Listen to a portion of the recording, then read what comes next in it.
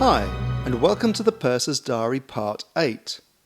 My name is Martin, and in this series I'm going to talk about a diary, or rather two diaries, that were kept by my grandmother's grandparents as they sailed around the world in the 1860s on a ship called the Ida Zeigler.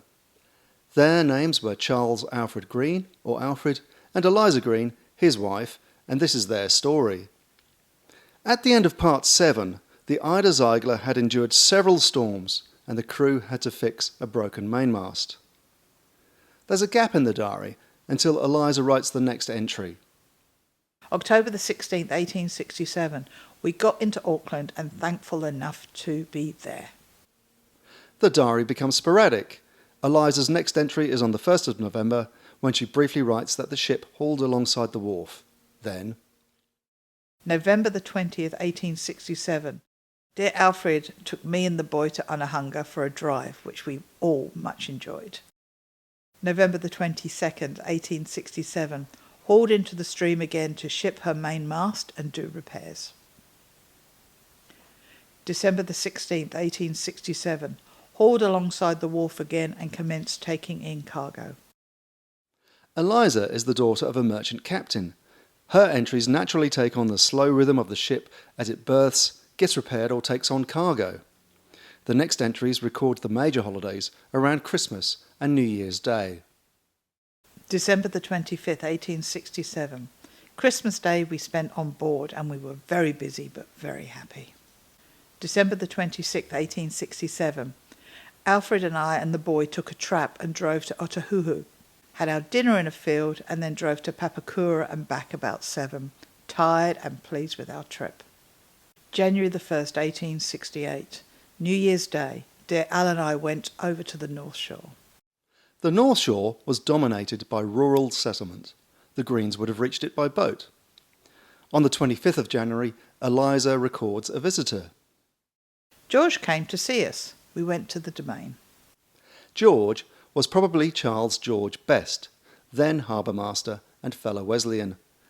See also Alfred's entry for the 29th of January 1867. The Domain was, and still is, an area of parkland in what is now central Auckland. Eliza's attitude to her third baby seems very matter-of-fact, and subject to the imminent departure of the ship. She writes consecutive entries, mixing the birth of her second girl with the humdrum operation of the ship. Friday the 31st of January, 1868. Had my card and baby is done and went on shore for the last time previous to making our departure for England. Saturday, February the 1st, 1868. Hauled into the stream ready to take our departure for dear old England. Sunday, February the 2nd, 1868. Very bad all day and my second girl was born at 5:20 and no doctor, no nurse, only a lady passenger took baby from me and washed it. Nearly all the passengers are laid up. Monday, February the 3rd, 1868. I'm getting on all right. We could not go out to sea because the men refused to work, these sorts being a full complement. Tuesday, February the 4th, 1868. Men still on strike. Alfred on shore all day and I did not see a creature from 9 in the morning until he returned about 4. Wednesday, February the 5th, 1868. Left Auckland early this morning with a light breeze. Hands still refused to work. A stowaway turned out this evening. Did not leave until Thursday. My mistake. Thursday, February the 6th, 1868. Got up today and felt strong and well. We had a nice breeze and have lost sight of land. Hands still on strike. Had to do some washing. Friday, February the 7th, 1868. Was up today and had to dress both my children and mind them all day. How thankful I am to do it. Hands are going to work tomorrow. Splendid breeze. Ship rolling nicely and some of the cabins afloat all through. Leaving ports open. The absence of a doctor or nurse for the baby's birth puzzled me, until I read in Alexander Mitchie's account that the doctor had been summarily dismissed for his handling of the measles. The cause of the strike remains unknown to me. It might have been related to Captain Reynolds' rough handling of the crew, which is mentioned by Alexander Mitchie and other sources. Eliza's mention of her mistake indicates that she had written these entries after the event, perhaps catching up on previous days when the ship had settled into its routine at sea. The seamen ended their strike after a week at sea, which begs the question of who had been setting the sails and handling the ship. Was it Alfred and his fellow officers? If so, it would have put an additional burden on Eliza in looking after an overworked purser and her own family. The practice of leaving the ports open seems an unsafe practice for any ship at sea, especially one that was rolling. Perhaps the urgency of drying the accommodation outweighed the apparent danger. Eliza's mood seems to lift. She had delivered her child, and the ship was homeward bound. Being a seaman's daughter, she accurately observes the voyage. Saturday, February the 8th, 1868. Breeze still keeps right. We're running straight before it. I and my family are getting on all right. Sunday, February the 9th, 1868.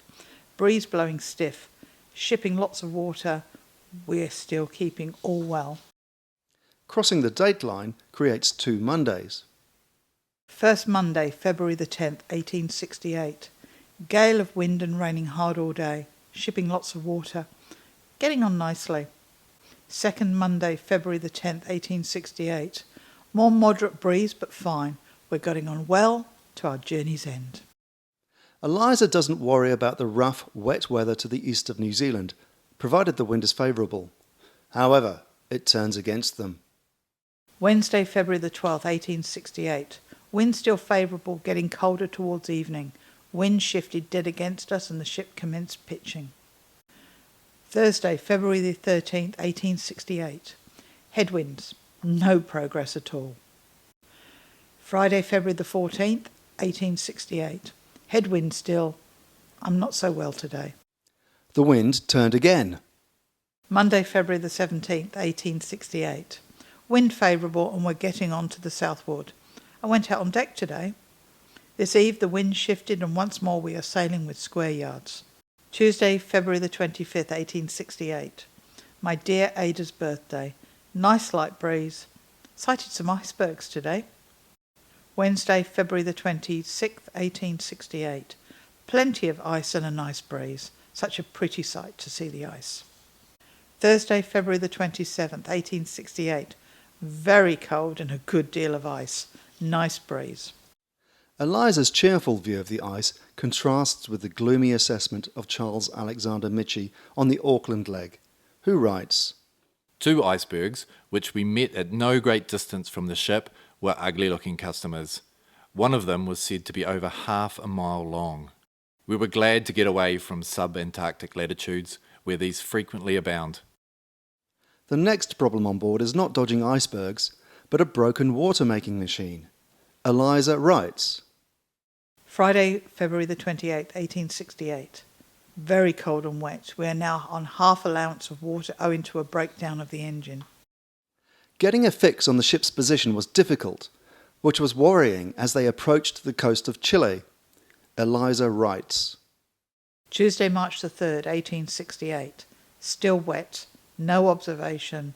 Supposed to be near the Horn. Wednesday, March the 4th, 1868. My wedding day. So the sun shone and we are close to the Horn and expect to round it tonight. They did not actually sight Cape Horn. Eliza simply notes the spotting of another ship, a bark. The broken water-making machine causes a detour to Port William, now Port Stanley, in the Falkland Islands. Eliza writes, Wednesday, March the 11th, 1868.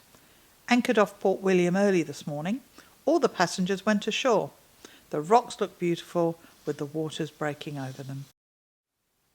The ship then gets storm-locked by a gale, but gets underway again on the 14th of March.